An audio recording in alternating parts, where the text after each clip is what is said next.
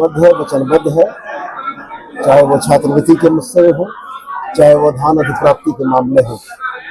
मैं बड़े स्पष्ट रूप से यह कहना चाहता हूँ कि हमारे भारतीय जनता पार्टी के फाजिल मित्रों को यह भी बताना चाहिए कि प्रधानमंत्री आवास की अगली किस्त झारखंड को कब मिलेगी। हमारे फाजिल मित्रों को यह भी बताना चाहिए कि झारखंड का केंद्र सरकार पर बकाया 1,36,000 करोड़ जो और बढ़कर ज्यादा बड़ा पैसा हो चुका है, वो कब मिलेगा। हमारे इन सवालों के जवाब वो देंगे, बाकी सवालों का जवाब हम लोग जनता को देने को तत्पर हैं। आज अनुपूरक बजट पेश किया जा रहा है, क्या कहेंगे? निश्चित रूप से संवैधानिक व्यवस्था में सरकारों को अपने कामों को गति देने के लिए तात्कालिक जरूरतों के आधार पर सप्लीमेंट बजट पेश करने की परंपरा रही है और हम लोग भी इसी कड़ी में आज एक अनुपूरक बजट प्रस्तुत करेंगे और इस अनुपूरक बजट के माध्यम से मांगी हुई राशि के हिसाब से झारखंड राज्य में विकास की गति को और तेज करेंगे। सुदीप जी, बीजेपी के लोग कह रहे हैं झारखंड सरकार कंगाल हो गई, राज्य में कोई काम नहीं हो रहा, भय व्याप्त है, लूट हत्या बलात्कार की घटना आम हो गई है, जनता त्रस्त है।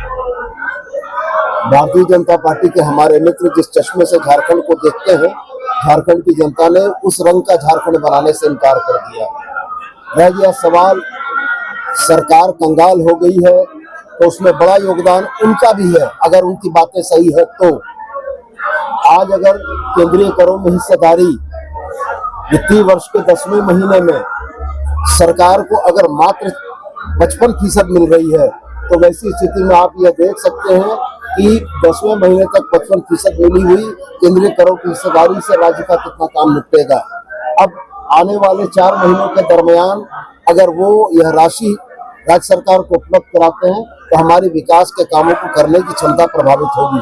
तीसरी बात, केंद्र सरकार के द्वारा फेडरल कॉर्पोरेटिज्म के इस सिस्टम में राज्यों को जिस तरीके से मदद करनी थी वो चीजें किस तरीके से हो रही है आपके सामने पब्लिक डोमेन में है। एक घड़ियालू आंसू रोकर धान अधिप्राप्ति के मुद्दे पर, छात्रों को छात्रवृत्ति के मुद्दे पर जो ये रो रहे हैं, इनको दिल्ली जाकर अपने राज्य का हिस्सा झारखंड को दिलवाने के लिए पहल करनी चाहिए और अगर ये पहल करते हैं तो हम लोग भी इनके साथ होंगे। लोकतांत्रिक व्यवस्था में सरकारें 5 वर्षों के लिए चुनी जाती हैं और मैं यह मानता हूं कि 5 वर्षों के दरमियान हो रहे चुनाव रेफरेंडम की भूमिका निभाते हैं।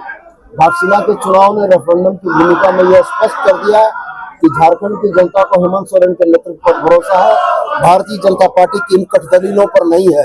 और मैं पुनः दोहराकर कहता हूं कि जो मुद्दे जनता को नहीं छूते हैं उनमें ही पिछला 5 साल इन लोगों ने निकाला है और इस बार भी ये वही गलती कर रहे हैं और मैं ये मानता हूं कि 29 का चुनाव भी इनके लिए बड़ा सबक होगा।